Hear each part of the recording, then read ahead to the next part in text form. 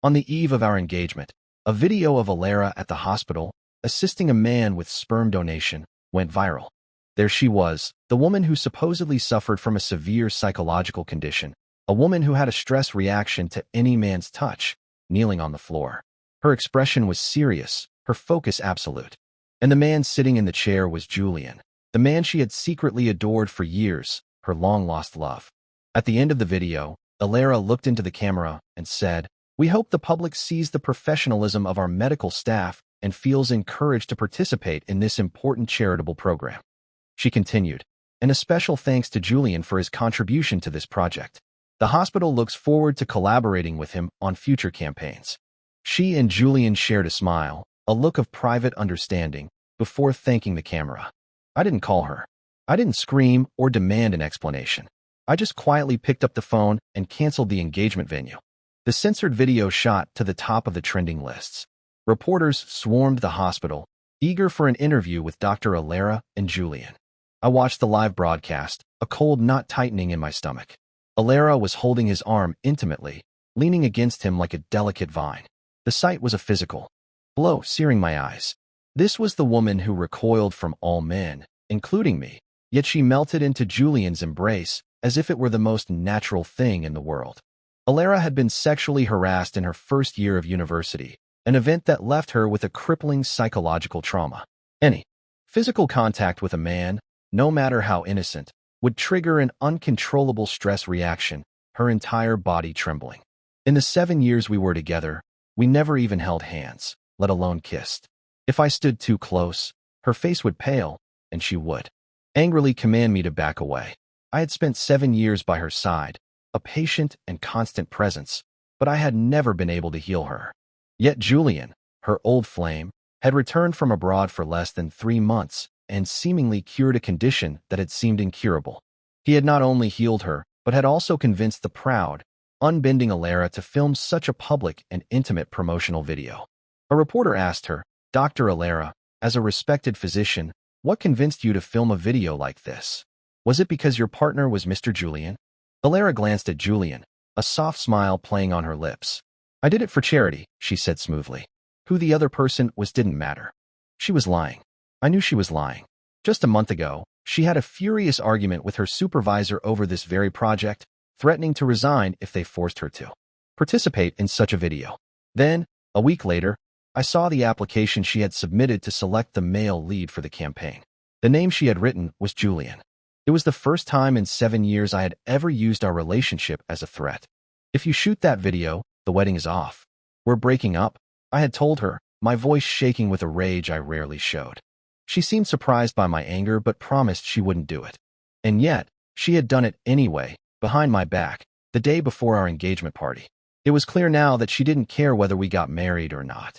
On the broadcast, another reporter pressed, "Dr. Alara, is the gentleman beside you your husband?" Alara just smiled, a silent confirmation. The camera then turned to Julian. He answered slowly, a smug grin on his face. "If Dr. Alara gives me the chance, perhaps one day I will be. So, it's safe to say you two are a couple?" Alara didn't deny it. Her smile was all the answer they needed. My heart felt as if it were being slowly sliced apart. A bitter, humorless smile stretched my lips. For 7 years, I had dedicated my life to her. I quit my job because I worried she was overworked and had no one to look after her. I became her personal assistant, her chef, her housekeeper. I waited up for her every night, warming a meal for her no matter how late she came home. I managed every detail of her life, right down to the clothes she wore. I had always believed that if I was good enough, patient enough, one day she would be moved. One day, she would finally let down her guard and let me in. Now I saw it all for what it was, a pathetic, one-sided fantasy. After 7 years of unrequited devotion, I was finally, utterly exhausted. It was 1 a.m, and Alara still wasn't home. My patience had run out. I gave up my vigil on the sofa and went to bed. A few minutes later, I heard the front door open. Alara came into the bedroom. Her tone clipped with annoyance when she saw I wasn't in my usual spot. "Why are you in bed so early? Get up and make me some noodles." In the past, her words would have sent me rushing to the kitchen, happy to be needed. Tonight, a wave of irritation washed over me. I turned my head away, facing the wall. "I'm tired. I want to sleep." Alara made its sking sound. Then her voice softened slightly, as if she just remembered something. You saw the news today, didn't you? Julian and I were just doing a promotion for charity. There's nothing personal between us. She continued her explanation. The reporters blew it all out of proportion for clicks. The hospital forced me to do the interview. It was such a small thing, Leo. Can't you just be understanding? As she spoke, she maintained her usual distance, a careful half-meter gap between us. I looked at that chasm, wider than any ocean, and let out a cold laugh. A small thing? Publicly flaunting what looked like an affair was a small thing to her. I glanced at the careful, fist-sized distance she kept from me and scoffed. A flash of displeasure crossed her face, quickly replaced by a sigh. She offered, as if granting a great favor. All right, don't be angry. How about I stay with you tonight? Before we were together, Alara had made it clear she didn't believe in premarital sex. I had respected all her boundaries, no matter how irrational they seemed, without a single complaint. To think that the moment she overcame her psychological barriers, the first person she would be with was Julian. She hesitated, then squeezed her eyes shut as if steeling herself. She leaned in, her face moving slowly toward mine. Just as her lips were about to touch mine, I raised a hand, blocking her. She stared at me, surprised. Leo, don't you want to? Don't worry, my condition. It's almost completely better. I turned my head away, disgusted. The thought of those lips, which had been so close to Julian's, touching mine, sent a wave of nausea through me. Rejected in her rare show of affection, her expression hardened. Leo, why are you throwing a tantrum? I already told you it was all for the hospital, for a good cause. I thought you'd be proud of my work, but instead you're here projecting your own disgusting thoughts onto me. She was about to say more when her phone rang. She pursed her lips and stepped out to take the call. A moment later, she returned to the bedroom, her face a cold mask. There's an emergency surgery at the hospital. I have to go, she said, her voice dripping with disdain. You should stay here and reflect on yourself. Stop imposing your filthy ideas on me.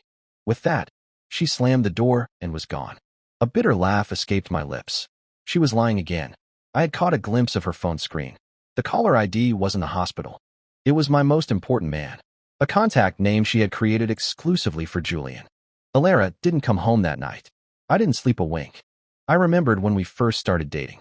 She had tried, for my sake, to overcome her defenses. We would be having dinner, and if I moved just a little too close, she would start trembling uncontrollably. I would immediately back away, my heart aching with a desperate desire to hold her that I could never act upon. Seeing my dejected look, she would cry and apologize, promising that the very first thing she would do when she was better was take my hand. People would joke that I was dating a ghost, someone I could see but never touch. But all I felt for this unique, wounded girl was tenderness and a fierce desire to protect her. I poured all my energy into her, believing that my unwavering love would eventually shatter the fortress she had built around her heart. But she didn't keep her promise. When she finally healed, the hand she reached for wasn't mine. It was Julian's. Pulling myself from the memories, I took out my phone and dialed a number I knew by heart. The call was answered almost instantly. Leo, is that you? Have you agreed to come and take over the branch office? The excited voice on the other end asked. Yes, I said, my voice steady. Please arrange the visa as soon as possible. I want to stay in the States permanently. Excellent. I'll have it for you in 2 days, max. Your father is waiting for you. 5 years ago, the people who raised me revealed that I was adopted and that my biological parents had been searching for me for years. After my adoptive parents passed away, they found me and offered me the chance to inherit their overseas business. I had refused, worried that Alara wouldn't adapt to life in another country. I chose to stay, to take care of her every need. Now, my heart was finally cold. I had nothing left to hold me here. Moving abroad was my best and only option. In that large house we had shared, everything I owned fit into a single suitcase. The letters Alara wrote to me 7 years ago, the couples. Photos where we stood half a meter apart, the matching wedding rings we'd picked out together, I wanted none of it. I threw it all into the trash. Just then, my phone rang. It was Alara. Leo, come to the bridal shop. I'm already here. Let's pick out the dress. Hurry up. She hung up before I could reply, sending me her location. I set down my suitcase. A breakup was something that had to be done face to face. When I arrived at the shop, I found that it wasn't just Alara. Julian was with her. Alara emerged from the fitting room in a wedding gown. Julian immediately walked over, placing a familiar hand on her shoulder. Alara, he said with a grand flourish. You will be the most beautiful bride. In the past, if I crossed the half-meter safety zone, she would frown and tell me to move away. But she didn't push Julian's hand away. She didn't even flinch. I should have known then. Her so-called psychological fortress was built to keep only me out. They finally noticed me standing there. Julian didn't remove his hand as he smiled at me. Leo, you're here. Alara said she'd be bored by herself and asked me to come along. Don't mind her. She's always had this childish streak. Alara feigned annoyance, playfully tapping him on the chest. What are you talking about? I'm not childish at all. I felt nothing. No anger, no pain. I ignored Julian's provocative gaze and simply smiled without a word. Alara walked towards me, maintaining our usual distance. Leo, go try on the tuxedos. I've already picked one out for you. It's a matching set with my dress. An attendant, looking awkward, stepped forward. I'm sorry, miss, but the matching tuxedo for this gown is already on that gentleman, she said, gesturing toward Julian. I assumed you two were the couple. A rare blush of embarrassment colored Alara's cheeks. I spoke up calmly, saving her from the awkwardness. It's fine, I told the attendant. It doesn't matter who wears it. Alara quickly agreed. Right, it doesn't matter. Just try on something else. She had the attendant pick out a suit for me, and then she personally selected another one for Julian. I watched as she wrapped her arms around his waist, measuring him, murmuring about which cut would suit him best. Julian shot me a triumphant, mocking look over her shoulder. Leo, he said, his voice dripping with false sympathy. Alara's always like this, so considerate of me. You don't mind, do you? At his words, Alara's expression shifted. She turned to me, her brow furrowed, as if she truly believed I was upset. Don't get the wrong idea, she explained, her tone condescending. Julian has to accompany me to a seminar next week. We're buying him a suit for the hospital's image. I hadn't even said a word, and already she was defending him, worried I might think ill of him. A suit could be bought anywhere. Why here, in a bridal shop? A sarcastic smile touched my lips. It's fine, as long as you two are happy. The attendant handed me a suit, and I went into a fitting room at the same time as Julian. When we came out, Alara looked at me and Tate. A long, critical appraisal followed. No, it doesn't work. You don't work out, so you just don't have Julian's presence. This suit isn't right for you. I think you're better suited for your casual clothes at home. Let's just forget it. You don't have to wear a suit to the engagement party. It's just for the relatives anyway. What you wear doesn't matter. It would be a waste of money. Then, her eyes lit up as she turned to Julian. Julian, how do you look so good in everything? Do you want me to buy them all for you? Attendant, we'll take all 5 suits he just tried on. After all, you'll have plenty of opportunities to escort me to events now that you're back. Their flirtatious banter washed over me. I silently changed back into my clothes and handed the suit back to the attendant. Seeing me in my original attire, Alara's expression softened. I shouldn't have asked you to come, she said. It was a wasted trip. You can go home. Julian is here to keep me company. Good, I said calmly. I only planned on a short visit anyway. The engagement party is canceled, Alara. We're breaking up. Her eyes widened in disbelief. What kind of joke is this? I'm serious, I said, my voice even. If you love Julian, you're free to marry him. I didn't wait to see her reaction. I turned and walked out of the store. A few seconds later, her furious scream echoed from behind me. Leo, you said it. If we break up, I'll be at that engagement party with Julian tomorrow. You'd better not regret this. The visa came through quickly. I flew to America alone, leaving 7 years of heart-wrenching devotion behind me on that journey. My parents were at the airport to greet me, their faces beaming. Our boy, my father said, clapping me on the shoulder. We've been looking for you for over a decade.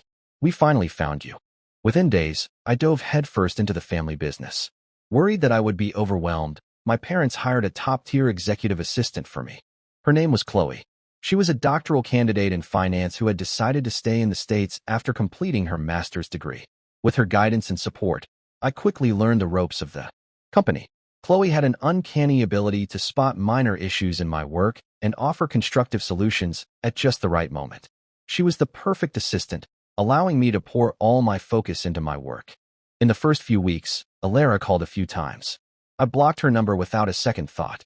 Some of the guests we had invited to the engagement party sent messages, asking what had happened. I learned that Alara had shown up to the party alone, telling everyone I had a last-minute emergency and that we would hold another ceremony later. So she hadn't gone with Julian after all. I couldn't understand her reasoning. She had to know I would never, ever reschedule that party with her. I changed my phone number, severing the last tie to my old life. The drama that once would have tormented me for days was now just a distant noise, easily dismissed. 2 months later, under my leadership, the company overcame a series of major obstacles and, for the first time, landed on the global Forbes list. The news made headlines back home. We held a massive celebration party. I wanted to thank Chloe personally. Without her meticulous support, I could never have achieved such a feat, but when I looked for her, I was told she hadn't come. For some reason, her absence left a small, hollow feeling in my chest. I drank more than I should have. I came home drunk and disoriented. A short while later, there was a knock on the door. I opened it to find Chloe standing there, holding a bag with hangover medicine and a container of porridge. "Mr. Evans," she said with a warm smile, lifting the bag. "I had a feeling you'd overdo it tonight. I skipped the party so I could be here to take care of you when you got back." I invited her in. Watching her move around my kitchen, a sense of calm settled over my frayed nerves. "Mr. Evans, take this first," she said, handing me a glass of water and a pill. "I'm sure you only drank and barely ate. A little porridge will help you feel better before you sleep." I stared at her for a long moment, not taking the glass. "Chloe," I said, my voice thick with emotion. "Thank you for everything these past few months. I don't think I could have made it without you." She smiled and gently touched my forehead. "Are you running a fever, Mr. Evans? I thought you were delirious for a second." "Everything I do is just part of my job." I grabbed her hand, pulling her down to sit beside me on the sofa. A flicker of something deep and tender crossed her eyes. She leaned in, her lips close to my cheek. "Mr. Evans," she whispered, "I should be the one thanking you. If it weren't for you, I never would have made it to America to study." Her lips brushed against my temple. And then it clicked. A memory, long buried, resurfaced. I looked at her, my heart pounding with a mixture of shock and excitement. "You're the girl I saved by the river?" Chloe's smile widened as she nodded, her grip on my hand tightening. "Leo, you finally remember. 10 years ago, I had found a teenage girl by a river, ready to end her life after failing her college entrance exams. I had talked to her for hours, encouraging her not to give up. She had cried, promising me she would study hard and one day make me proud. I never imagined that girl would become the brilliant, accomplished woman sitting before me. Ever since that day, I've been looking for you," Chloe said, her eyes shining with unshed tears. "I finally heard you were in America just before I graduated. Leo, do you know I've waited 7 years for you?" Before I could process her words, she tilted her face up and kissed me. At that exact moment, a loud bang at the door shattered the fragile, intimate atmosphere. I jolted back to reality, flustered and embarrassed, and scrambled to open it. Standing on my doorstep, looking haggard and worn, was Alara. Her face lit up with joy when she saw me, but it fell the instant she saw Chloe behind me. Her expression darkened into a thunderous scowl. "So this is why you came abroad? For her?" she accused, her voice dripping with venom. "Leo, I should have known. After clinging to me for 7 years, the only way you could break up with me so cleanly was if you already had someone else." Without thinking, I raised my hand and slapped her across the face. "Don't you dare project your own filth onto everyone else," I snarled. "And for the record, we are broken up. Any woman I meet is none of your business." Alara stumbled back, stunned, cradling her reddening cheek. Tears welled in her eyes. "I was with you for 7 years," she sobbed. "You never even dared to touch me. And now you hit me? For a woman you've known for less than 2 months." I had no more words for her. "Alara, get out," I said coldly. "That slap was for your vile accusation. Do not harass me again." Chloe, having understood the situation, stepped forward. "Miss, our CEO has asked you to leave. Please go now, or I will be forced to take other measures." Faced with my absolute coldness, Alara, for the first time in 7 years, seemed to break. She timidly tugged at the corner of my shirt, her eyes pleading. "Leo, please don't be so cruel to me. I know you're upset about the video. I had it taken down. No one will dare say anything about it again. And Julian," she rushed on, "nothing happened between us that day. The video was all clever angles and editing. If you don't believe me, I can take you to the hospital. You can ask any of the staff. Please, just don't be angry anymore." Her words were weightless, meaningless. Clever angles and editing? Who would believe that? I let out a cold laugh. I pulled Chloe to my side, her hand in mine, and declared my sovereignty. "I don't care what you did in the past. Do you see this?" She is my girlfriend now. Stop harassing me. I shut the door in her face, cutting off her words and her world from mine. Chloe never mentioned the fact that I had used her as a shield, calling her my girlfriend in front of Alara. The next day at work, I felt a pang of guilt, wanting to explain, but she acted as if nothing had happened, and so I remained silent. The charged moment between us that night was buried, unspoken. Alara came back twice, waiting outside my apartment to ambush me. Both times, I threw her out. Finally, fed up with seeing her face, I sold the apartment and moved. Perhaps my coldness finally got through to her. The harassment stopped. Half a month later, the company was launching a new medical project and hosted a gala to network with potential partners. Chloe attended as my date. And there, across the crowded room, I saw Alara and Julian. Our eyes met. Alara's gaze was full of hatred, directed not at me, but at Chloe by my side. Julian looked surprised to see me with someone new. He sauntered over, a smirk on his face. Leo, you and Alara just broke up, and you've already found a replacement? I guess you didn't love her that much after all. A real shame, since she's been looking all over for you. His mocking words didn't faze me. I took Chloe's arm to lead her away. My life is none of your concern, I said coolly. A woman with psychological issues like Alara. I can't handle that. If you want her, you can have her. Suddenly, tears welled in Alara's eyes. She stood frozen, staring at me. Julian grabbed my collar, his smile gone. Leo, what kind of man are you? He hissed. Even if you broke up, you can't talk about her like that.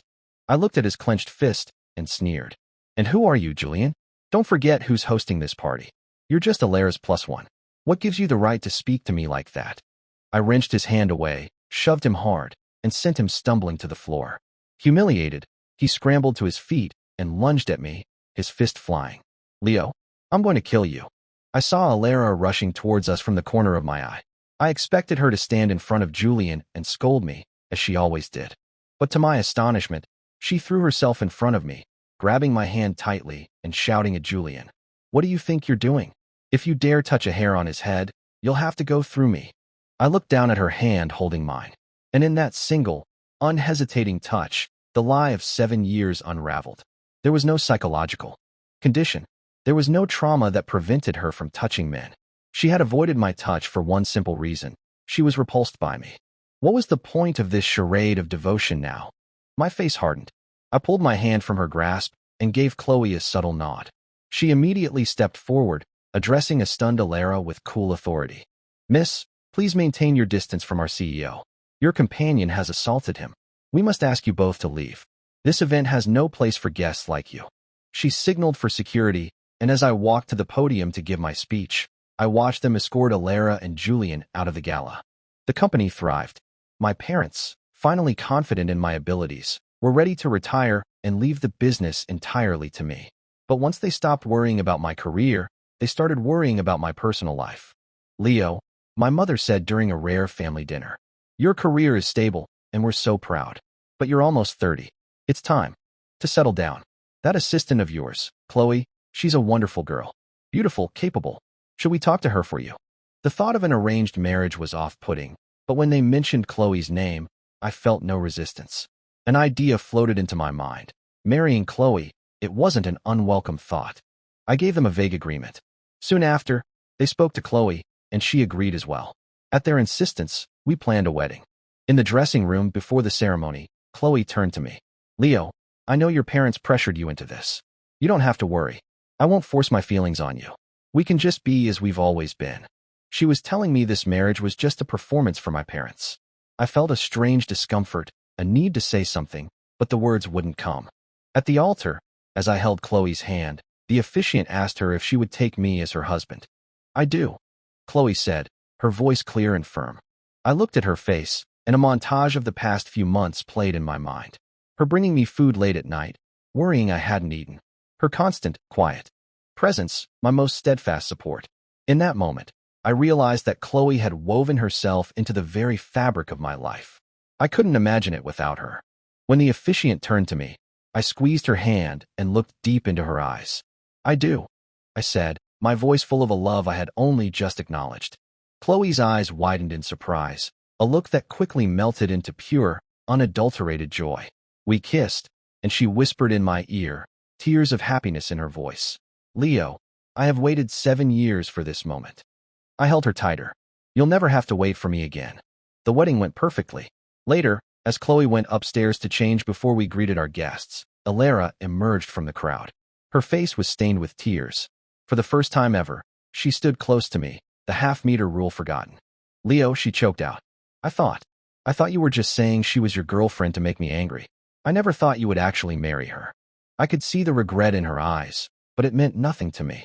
The moment I broke up with you, we became strangers, I said coldly. I would never do something so childish. You were just so used to my unconditional devotion that you became confident I could never leave you. She stood rigidly, tears streaming down her face. Leo, I'm so sorry, she whispered. I let you down. The truth is, my condition had already healed before Julian came back. I wanted to surprise you. I was going to tell you after our engagement. Enough. I cut her off sharply. I don't care about your past. My wife is upstairs, and she wouldn't appreciate seeing me talking to another woman about old times.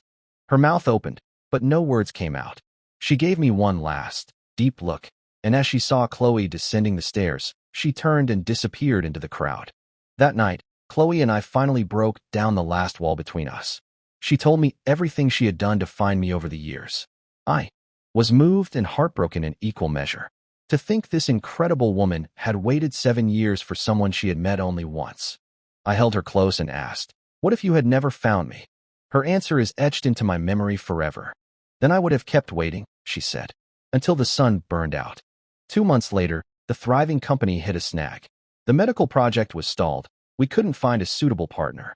The board was getting anxious, calling this project a critical step for our expansion.